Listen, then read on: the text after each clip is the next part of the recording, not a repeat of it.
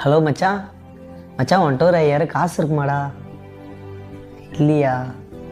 சரி மச்சான், சரி பாரு. ஹலோ மாமா.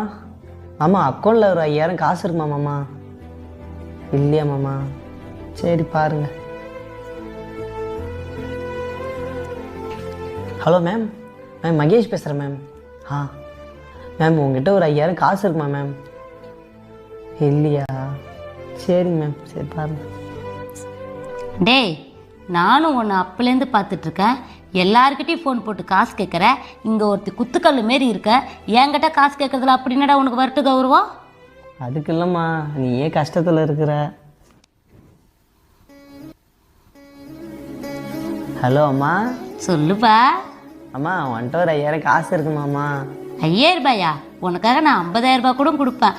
ஆனால் இப்போ என் அக்கௌண்ட்டில் 10 ரூபாய் தானே இருக்குது.